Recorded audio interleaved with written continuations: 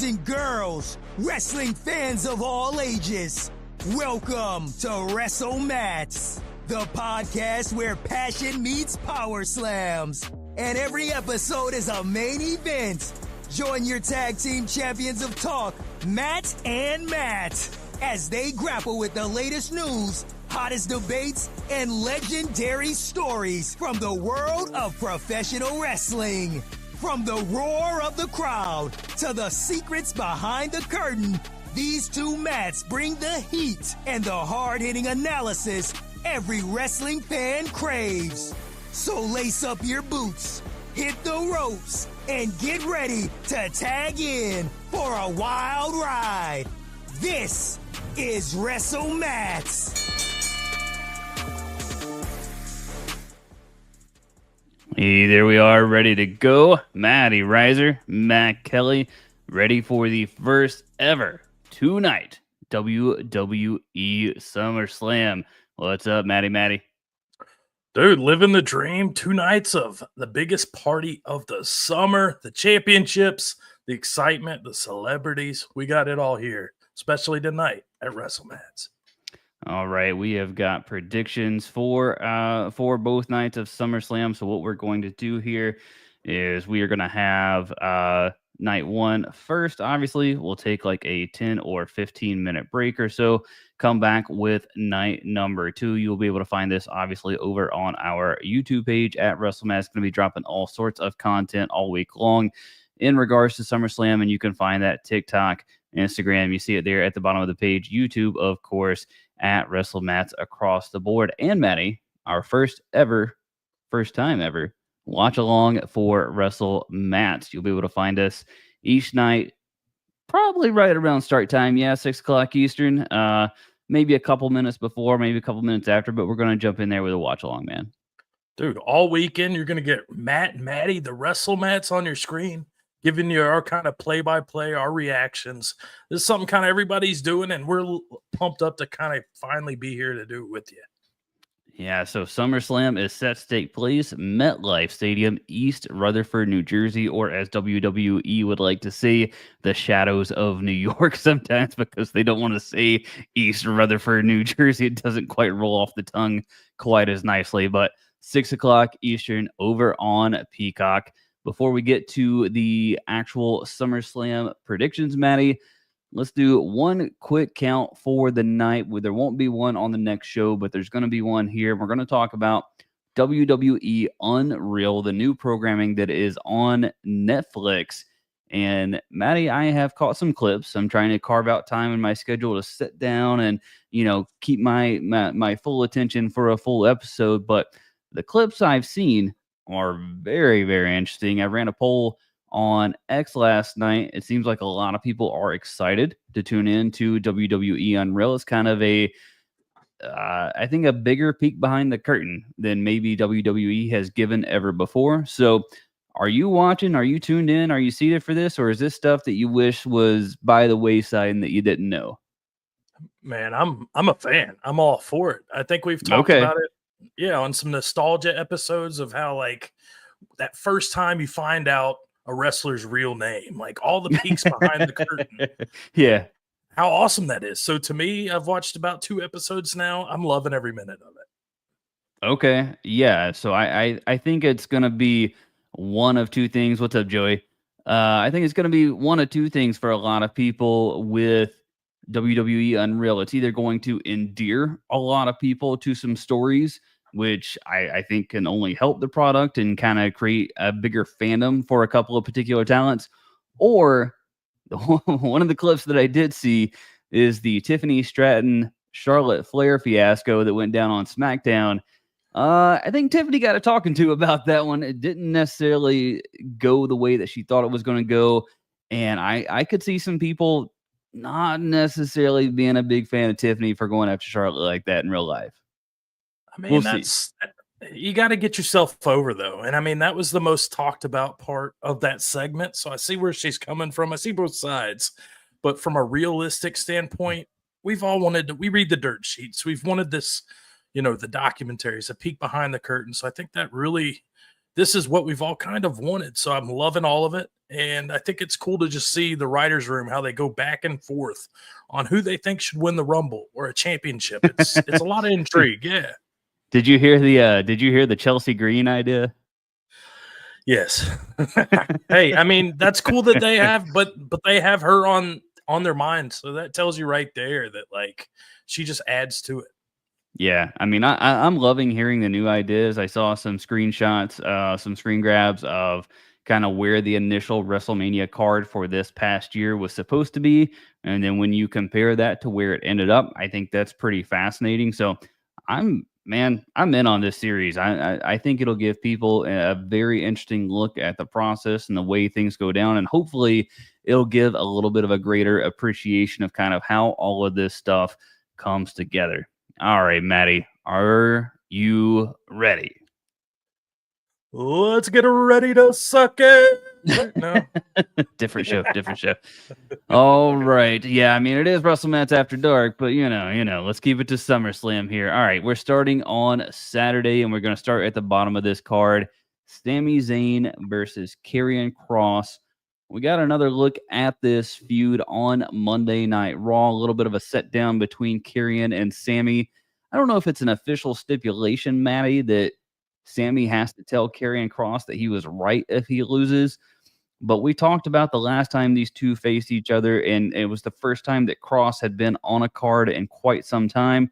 Here, he's made it to SummerSlam. You and I said that was kind of a big goal for Karrion Kross to make it to SummerSlam. They've carried this feud all the way there. And so this, Manny, to me, is for the Karrion Kross character, do or die, my friend. It is absolutely do or die to have any sort of credibility to who he is and what he's doing. He's got to win here. Oh, yeah. This is like the chef's kiss. Like, this is what we've all been waiting for. You see Sami's kind of slowly unraveling. Kross just has a way with promos and just he's larger than life, and everything he does, he delivers. So I think the seeds are planted. I think you're right on point. I think Kross has to win, and I think we get some kind of maybe dark transformation with Sami here. You and I somehow are projecting dark transformations, whether it's Sami Zayn or Charlotte Flair or whoever it might be. But I'm kind of with you. Like, we do need to see something different out of Sami versus just this underdog that just can't quite make it to the top. That story has been going since he's been trying to beat Gunther, since he's been trying to get back into the main event picture, since he's been trying to really just like carve a role out for himself at the top of the card. And so that story, it's got to come to an end for me. I mean, there's a couple of more stories on this card that we'll talk about, but to me, that's run its course. Give me something different with Sami Zayn. We've seen him do the whole conspiracy theory thing. That was great. Give me some sort of darker, moodier, edgy role for Sami Zayn. Yeah, and I think Kross is able to kind of manipulate Sami into that next step, whether it's winning a championship or just kind of the next piece of the puzzle. But to have Sami win right here just does nothing for his character or for Kross's. So let's just keep this storyline going a different route, you know? Do you think there's a possibility? So they try to go the route with the Final Testament and Karrion Kross and that group, but I feel like when that happened, that Authors of Pain just kind of showed up, and who else was in that group? I can't remember right off the top of my head. Do you have it? I know it's Paul Ellering. Is that right? Yeah, no, it's Paul Ellering, but there's like one other person in there that I'm missing, and I just can't think of it. Anyway, nonetheless, not really the point. But wouldn't it be a little bit more interesting if Karrion Kross kind of goes and collects broken toys along the way and forms a group that way? I love that. I love that idea of just kind of not only leveling up himself as a leader, but rejuvenating guys' careers. It's a great concept. Yeah, I think that would be cool. He's got that kind of culty vibe to him. I'm in on that for Kross, so that's kind of what I would like to see as the next step. Nonetheless, you got him winning, yeah? Yep, check it off. Kross wins. Kross knows he delivers. All right, yeah, don't got to spend a long time on this one. Let's go to the tag team match of Randy Orton and Jelly Roll. against maybe Drew McIntyre if he makes it back into the States, and Logan Paul. I don't know if you've seen the saga, Maddie, of Drew McIntyre being trapped over there in Scotland or not. I don't actually know if that's a work or not as well with Drew. Assuming he's back, man, I'm excited to see what happens here. So we're just gonna play this as it is here in front of us with this. But the last time we saw Jelly Roll there in the ring with Logan Paul, it reminded me very much of the SummerSlam match that we watched with Andre the Giant. They put spots there for him where he didn't have to move around a lot, and he kind of did what he needed to do, and it came off pretty okay, as I think as okay as you can expect. So for this match, I don't have I just don't have high hopes relative to everything else that's on the card. But where are you leaning here? Yeah, it's tough because, I do notice Jelly Roll's got charisma. I think he does bring, it was a pretty cool moment talking down to Logan Paul and when he started singing Randy Orton's theme. So there are some cool aspects. Oh, he's good on the mic. He's good on the mic. When you always have some kind of celebrity feel to SummerSlam. It's not a big stakes match. My only problem is you've taken away 3 of like some elite talent right here and kind of putting them in a feel good moment. But I don't know how you protect Logan Paul or Drew by having Jelly Roll or Randy win here. But it's like, it's got to be the feel good moment, right? I do think it's got to be the feel-good moment. I don't necessarily know that Jelly Roll gets the pin. I think that him and Randy probably win, and I'm sure it comes off of an RKO somewhere or something to that nature. Surely you got to have Logan take this pin here in this match as well. I mean, he did it. There was some match where we said he was going to take the pin. Oh, it was with John Cena months ago when they had that tag match. It's not going to hurt Logan Paul. I really don't think it, if Randy is the one that hits the RKO and gets the pin from that standpoint. But just to play just a little bit of fun here, Maddie, if for whatever reason this thing with Drew McIntyre is real and he can't get back into the States in time, who takes Drew's place? It's got to be somebody that, just drives you nuts. Who's off the SummerSlam card? I heard The Miz say he kind of volunteered for it. Are there any other names that you're thinking that could really make a splash here? Miz makes a lot of sense, and because you got to have a heel. You can't really. I mean, the only other person I can maybe see but doesn't really fit the situation is Carmelo Hayes, and he hasn't really been featured or prominent on TV in a minute. Nor has Miz, really, though. Quite frankly, yeah. So that's kind of the only place that I went through the roster here. I'm going through it again just to make sure I didn't miss anybody, but everybody else is kind of tied up. And if you're looking for somebody to kind of have some heat with it, that's my only other lean. I mean, at that point, Melo don't miss. He was like trending #1 worldwide. I think it was last night or the night before. So it shows you his kind of like, people want to see this guy. I don't know if this is the spot, but neither him or Miz, or I just think, like you said, I think Jelly Roll and Randy got to get the win here. Yeah, I'm on board, and this is a good time to just drop this. We're doing these SummerSlam rewind matches, and my match for this week is Bianca Belair and Becky Lynch. A little bit of a throwback here, and what you don't see in this photo is that it was almost Carmella versus Bianca Belair. And when folks thought it was going to be Carmella, that stadium was not happy, Maddie. No, not at all. The stadium was not happy, and I don't think they'd be thrilled if it went from Drew McIntyre to The Miz at this point. All right, let's jump into our next match. Roman Reigns and Jey Uso acknowledge our tribal chief, Maddie. Braun Breaker, Bronson Reed, there we are, in a pretty hefty tag match here. Keeping this feud going while Seth Rollins is away, I think it's a pretty good way to do this, and you have to wonder about Roman Reigns as well, potentially being off TV, filming the Street Fighter movie, things of that sort. So that's kind of got to be playing in the back of your mind as to what goes on here. Are there any shenanigans post or pre-match? Who's to say? But what's your gut feel here on this one, Maddie? Oh man, I don't think it hurts Roman and Jay to lose here. I just feel like Breakker is becoming a star before our eyes. Like, he has been on a roll lately, and I think this is another spot to showcase him against two of the biggest baby faces in the company. It's just tough, man, because we don't get Roman that often. We talked about part-time booking last week. And if this is just kind of a one-off, I don't see how you make Reed and Breakker look weak in here in this spot.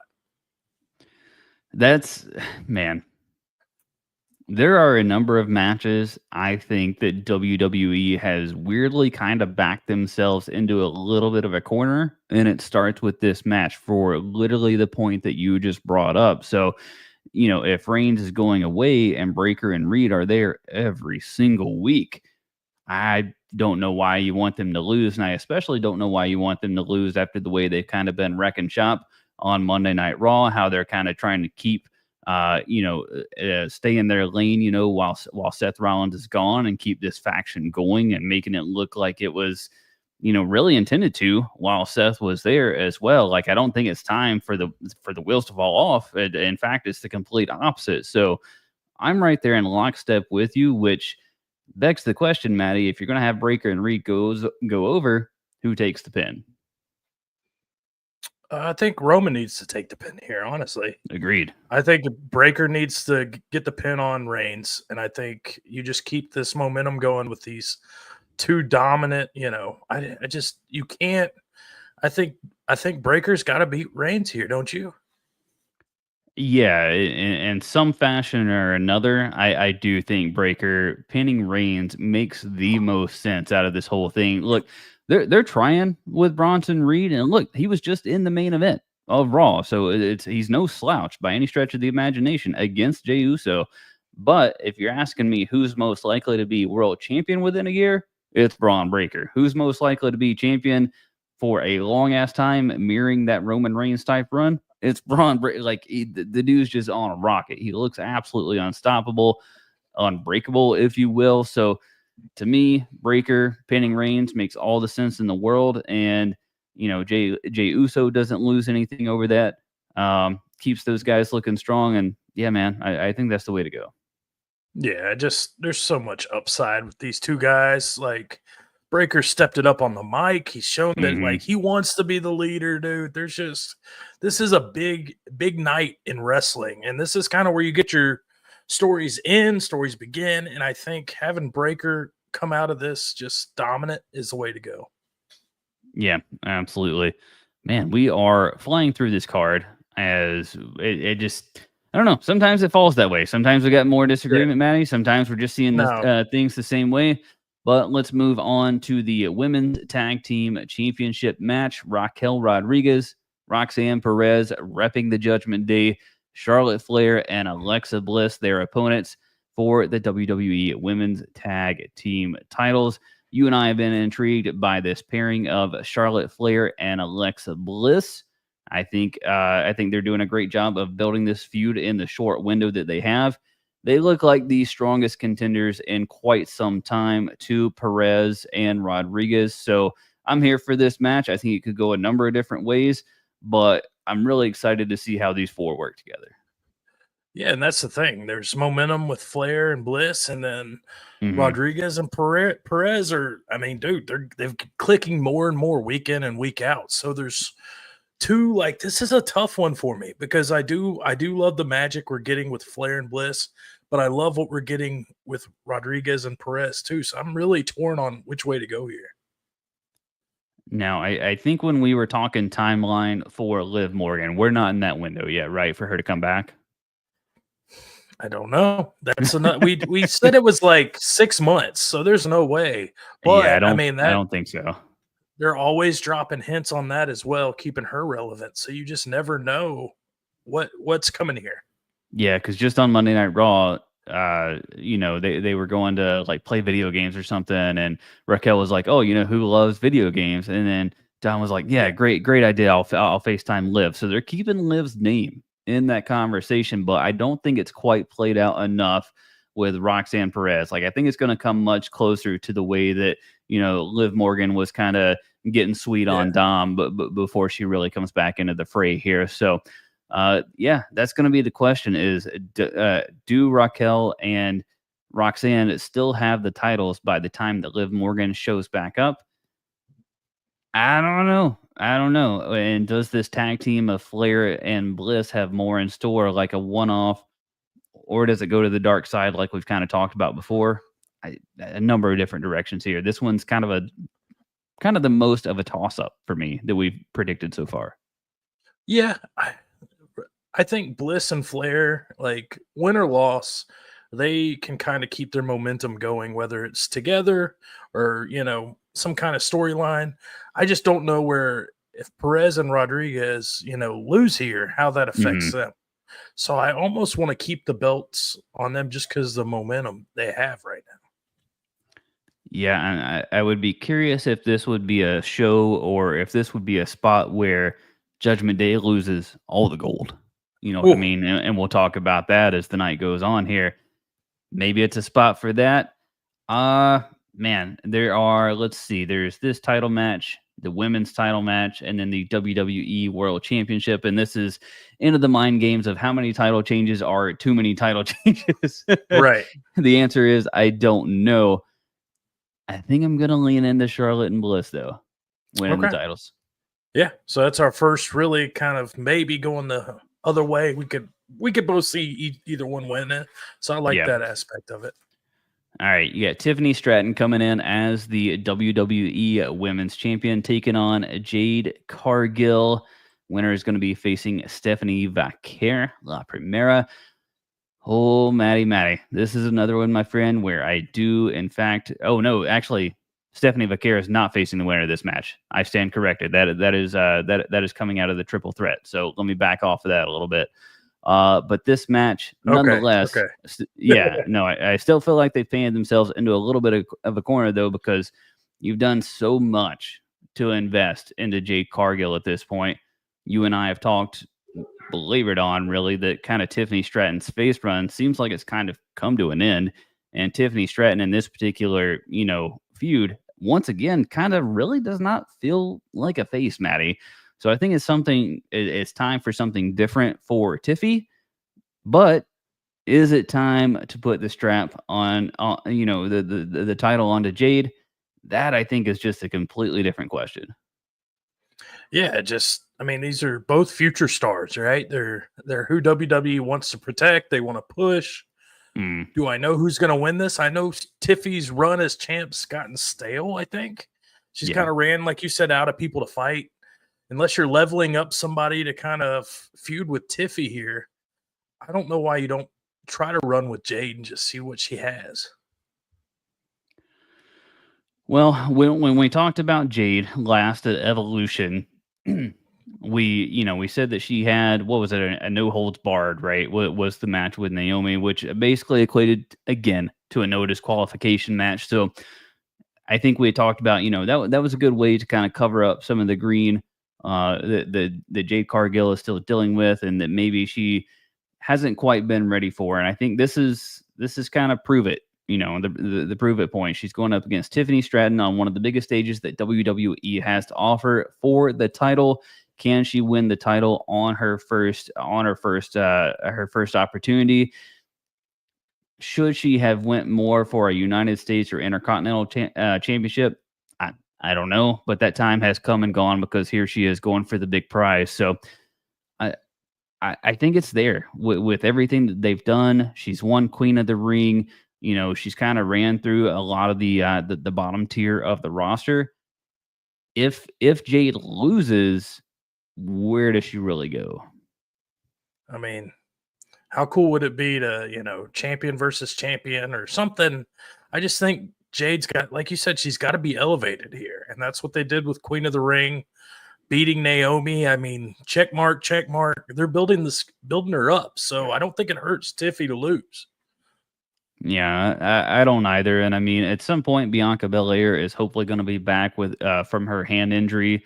I know that she said that one of her fingers is back in place, but isn't necessarily bending. So can she work through that? I think that was the whole reason she was the special referee a while back. But I'm going to lean Jade here. I would just be very surprised if at this point they don't find something different for Tiffy to do. Yeah, I think it all checks out. It's got to be, to me, it's got to be Jade here. I think she's the one they're protecting. So I'm just hoping for a great match. I want to really kind of like sit here and enjoy these two ladies and see what our future might look like in women's wrestling. Yeah, 100% agree. All right. Main event of the evening, Gunther, your WWE World Champion, taking on the voice of the voiceless. He is back, Maddie, with a shot. CM Punk. Oh, baby. Where have we went with this one, buddy? Where have we went? So CM Punk had a crack at John Cena. Now he's got a crack at Gunther. That makes it tough to swallow if CM Punk loses once again here to Gunther, in my opinion. At the same time, Gunther just now got the championship back as well. Interesting kind of course of action here. Interesting ideas. I will go on with about Seth Rollins, but with Seth Rollins, Matty, there's a lot of conspiracy out there on the interwebs right now. You think the injury is legit, yes? Yeah, I think so. Okay. Yeah, me too. I think it's legit because that's kind of a trust that WWE has kind of always had with the fans, that if a match gets stopped like that and comes to a quick end, then you know the injury is legitimate. So now, is it better? Is it worse than we originally thought? We don't know because we don't have enough information. But I am going off of what Seth Rollins said when he hosted the Rich Eisen show for a week, and that his knee was too swollen to get the initial MRI, couldn't do it, had to hold off. And it's going to be a while down the road before we see Seth Rollins. So that, to me, is likely, in that we're not going to see Seth Rollins make a surprise cash in. So I'm putting that on the back burner. I do think that injury is legit. Now, Maddie, if I threw out the concept and I said Seth Rollins signs over the Money in the Bank contract to Braun Breaker. Oh, God. Because he doesn't want CM Punk to ever be champion. What do you think about that? God, it's so like another curveball, dude. You do these so well. I don't know if it's needed just yet. It definitely shocks everybody. Right. It, makes Breaker the major player, but I don't know. Like I think this is Punk's moment, man. I think he's deserved it. I don't know if you've looked at his streak on major PLEs. He's lost to Drew McIntyre at SummerSlam since he's been back.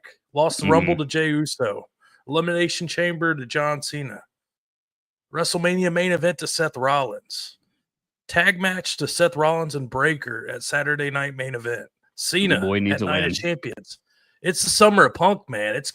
This is his moment, and I think it's not going to hurt Gunther. He's been a champ over 1,000 days combined as both IC and world champ. Like this, he just beat the shit out of Goldberg. I don't think you can hurt Gunther at this point.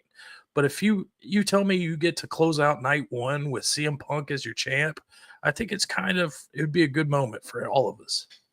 No, I think that's where it's going. I just wanted to screw with you a little bit with an idea that it was good. When, like you said, I think it's too. I just don't. The injury angle with Rollins, like they could swerve us here, but I just don't think it's needed. You're building up Breaker so much. Like, why not just give Seth some downtime? Let him heal, keep him fresh in our minds, and boom, back to running when it needs it.